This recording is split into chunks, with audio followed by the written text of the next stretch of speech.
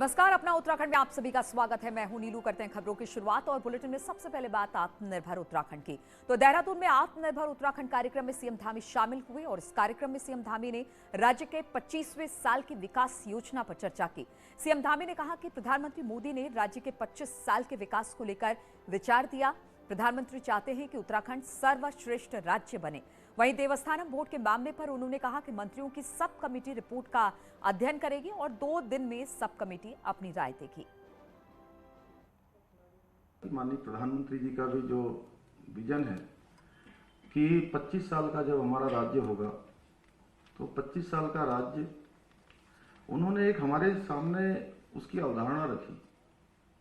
जब वो ऋषिकेश आए थे तो उन्होंने कहा कि 25 साल का जब उत्तराखंड होगा, अभी 21 साल का उत्तराखंड है, बहुत सारे अनुभव लिए हुए हैं, साथ में बहुत सारी चीज़ें छूटी हुई हैं, बहुत सारी चीज़ें साथ चल रही हैं, और जब 25 साल का होगा तो हर दृष्टि से उन्होंने कहा वो केंद्र की सरकार, जिसका यहाँ पर हमको सारा मार्गदर्शन दे ही रहे हैं, आपके निर्देशन में सब काम चल ही रहे हैं, तो दोनों सरकार मिलके, यहाँ की सरकार भी और वहाँ की सरकार भी, उत्तराखंड देश के श्रेष्ठतम राज्यों में से एक राज्य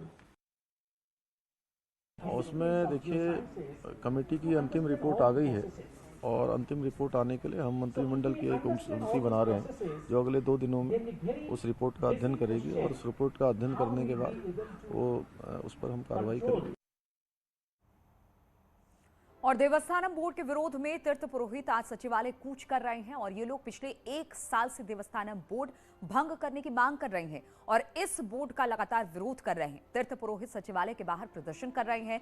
पुलिस ने उन्हें रोकने की कोशिश की, जिसके बाद दोनों के बीच तीखी नोकझोंक भी हुई है। तस्वीरें हम आपको दिखा रहे हैं किस तरह से इनका प्रदर्शन तीर्थ पुरोहितों का चल रहा था। जब पुलिस ने उन्हें रोकने की कोशिश की है तो उनके बीच नोकझोंक भी हुई है।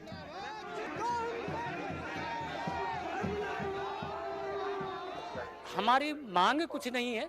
हमारा जो मेन धर्म के हम अनुयायी, धर्म के आचार्य हैं, आज हम धर्म पे कुठाराघात हो रहा है, उसको नहीं होना देना चाह रहे हैं, चाहे किसी भी कीमत पे धर्म पे कुठाराघात नहीं। इससे एक हमारा फायदा नहीं, प्रत्येक जनमानुष का फायदा है। बिल्कुल, तो तीर्थ पुरोहितों की बात आप सुन रहे थे। उनका कहना है कि जो भी उनका हक है उन्हें मिलना चाहिए और इसी देवस्थानम बोर्ड के विरोध में तीर्थ पुरोहित आज सचिवालय कूच कर रहे हैं। और तस्वीरें भी हम आपको दिखा रहे हैं कुछ देर पहले की ये तस्वीर है जहां पर पिछले 1 साल से देवस्थानम बोर्ड भंग करने की मांग ये तीर्थ पुरोहित कर रहे थे। आज जब सचिवालय की ओर आगे बढ़े तो इन्हें रोकने की कोशिश की गई। लगातार तीर्थ पुरोहित है वो बोर्ड का विरोध कर रहे हैं।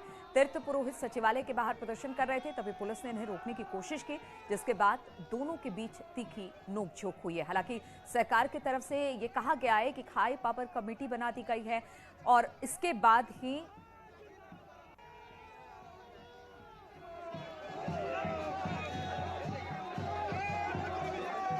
इस पर कुछ फैसला लिया जाएगा। लेकिन तस्वीरें हम आपको दिखा रहे हैं किस तरह से तीर्थ पुरोहित आगे बढ़ने की कोशिश कर रहे हैं, जिन्हें वहां पर जो भी पुलिसकर्मी है वो रोकने की कोशिश कर रहे हैं। भारती सकलानी इस वक्त और अधिक जानकारी के साथ जुड़ गई है। भारती, जो तस्वीरें इस वक्त सामने आ रही है, लगातार तीर्थ पुरोहित मांग कर रहे हैं कि देवस्थानम बोर्ड को भंग किया जाए, जल्दी ही इस बारे में कोई फैसला लिया जाए। और आज इसी की बानगी देखने को मिली जब सचिवालय की तरफ वहां पर तीर्थ पुरोहित कूच कर रहे थे तो शायद पुलिस से कुछ टकराहट भी हुई है। क्या अभी भी वहां पर तीर्थ पुरोहित इकट्ठा है?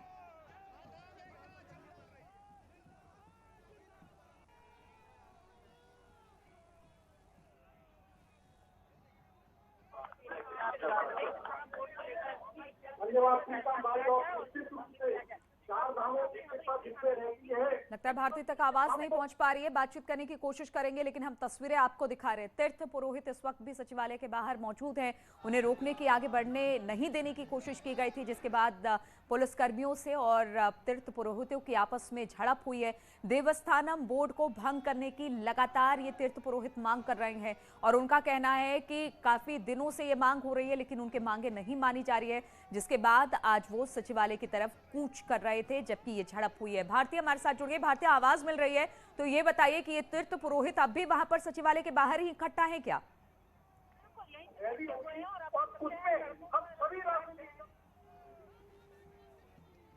चलिए कोशिश करेंगे इस पर बातचीत करने के लिए, लेकिन अभी भी तीर्थ पुरोहित नाराज हैं और वो लगातार यही मांग कर रहे हैं। यही मांग कर रहे हैं कि किसी तरह से जो जो पूरा देवस्थानम बोर्ड है उसको भंग किया जाए, और इसी को लेकर आज ये प्रदर्शन हो रहा था। चलिए अब बढ़ते हैं अगली खबर की ओर, और राइजिंग उत्तराखंड की बात करें तो राइजिंग उत्तराखंड के मंच से माफ कीजिएगा, सीएम पुष्कर सिंह धामी ने गैरसैंण को लेकर बड़ी बात कही है। सीएम धामी ने कहा कि गैरसैंण को लेकर बीजेपी का एक बड़ा प्लान है। ग्रीष्मकालीन राजधानी घोषित करना भी एक बड़ा प्लान था।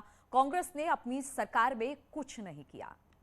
गैरसैंण को ग्रीष्मकालीन राजधानी बनाए जाने का ऐलान किया गया। बहुत से लोग जो आंदोलन कर रहे थे ना, उनकी उम्मीद भरी आंखें खुल गई थी कि वाकई ऐसा एक बहुत बड़ा कदम उठाया गया। लेकिन आज एक बार फिर सत्र की तारीख बदली, तो क्या कोई कंफ्यूजन है या इसको लेकर क्या है आगे? नहीं, देखिए कोई कंफ्यूजन नहीं है। और गैरसैंण को हमारी सरकार ने ग्रीष्मकालीन राजधानी घोषित किया है। पहली बार इतने बड़ा हिम्मत का काम किया कि ग्रीष्मकालीन राजधानी घोषित हुई है। और ये एक निर्णय कोई सामान्य निर्णय नहीं था, ये बहुत ऐतिहासिक निर्णय था। और गैरसैंण के लिए हमारा बिल्कुल प्लान है। गैरसैंण हमारी भावनाओं का केंद्र है। हम सब चाहते हैं कि गैरसैंण चूंकि एक ऐसा स्थान है जो सबके हृदय स्थल में बसता है, उसके विकास के लिए बहुत सारी योजनाएं हम आगे बना रहे हैं। उसको हम उस दिशा में डेवलप करेंगे और जो जरूरी होगा उसको करेंगे। सत्र की तारीख बदलना कोई विषय नहीं है। सत्र की तारीख बदलने का कारण ये है कि अभी महामहिम राष्ट्रपति जी का भी जो है कार्यक्रम 28 और 29 को यहाँ आ गया है, क्योंकि उसी तिथि में हमने सत्र घोषित किया था। तो इसलिए हमें सत्र की तिथि को आगे बढ़ाना पड़ा है। लेकिन हम सत्र की तिथि आगे जरूर बढ़ी है, लेकिन हमारे मुद्दे वही हैं, हमारा संकल्प वही है। यानी कि संकल्प जो है हमारा विकल्प रहित है, इसलिए हम आगे बढ़ रहे हैं उस पर। और मुख्यमंत्री पुष्कर सिंह धामी ने कहा कि कांग्रेस ने देश को बेच दिया और अब चुनाव में फायदे के लिए मंदिर जा रहे हैं, जनेऊ दिखा रहे हैं। कांग्रेस पर सीएम धामी ने तुष्टीकरण का आरोप लगाया। सर, कांग्रेस कह रही है कि हम सरकार में आएंगे तो हम फौरन ही इसे भंग कर देंगे, तो क्या उन्हें ये एक मौका मिल गया है खुद को ज्यादा हिंदूवादी दिखाने का? देखिए, देश में जब से मोदी जी देश के प्रधानमंत्री बने हैं, जो लोग तुष्टीकरण की राजनीति करते थे, हालांकि मैं सभी का बड़ा सम्मान करता हूं, लेकिन जो तुष्टीकरण की राजनीति करते थे, मंदिरों में जाते नहीं थे, टीका कभी लगाते नहीं थे, जैसे मैं जनेऊ पहनता हूं, देखिए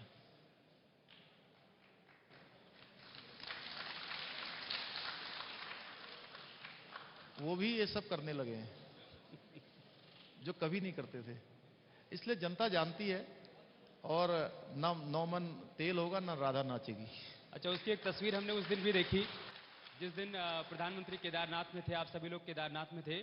कांग्रेस के कई नेता मंदिर मंदिर जा रहे थे जलाभिषेक करने के लिए। तो वैचारिक जीत है आपकी। देखिए, ये मोदी जी का करिश्मा है कि जो मंदिरों से भागते थे, धर्म से भागते थे, कर्म से भागते थे, वो कर्म करने पर मजबूर हैं, वो धर्म करने पर मजबूर हैं, और मंदिरों में जाने के लिए मजबूर हो गए। और न्यूज 18 के कार्यक्रम राइजिंग उत्तराखंड में सीएम पुष्कर सिंह धामी के द्वारा जनेऊ दिखाने को लेकर नेता विपक्ष प्रीतम सिंह ने चुटकी ली है। उनका कहना है कि कार्यक्रम में आकर जनेऊ दिखाकर मुख्यमंत्री क्या साबित करना चाहते हैं। अगर खुद को इतना ही हिंदूवादी दिखाना है तो किसी कार्यक्रम में नहीं, बल्कि घंटा घर जाकर मुख्यमंत्री को जनेऊ दिखाना चाहिए। आपके यहाँ आकर के जनेऊ दिखाने की क्यों आवश्यकता पड़ी? ठीक है, हिंदू धर्म की अपनी मान्यता है, उन मान्यताओं के अनुरूप हम कृत्य करते हैं, तदनुसार जो है हम आगे बढ़ते हैं। तो ये तो सबको पता है, तो उसको दिखा के क्या इस प्रदेश की समस्याओं का निदान हो जाएगा? अगर हो सकता हो तो फिर आपके कार्यक्रम में क्यों? फिर तो घंटा घर पर खड़े होकर के दिखानी चाहिए।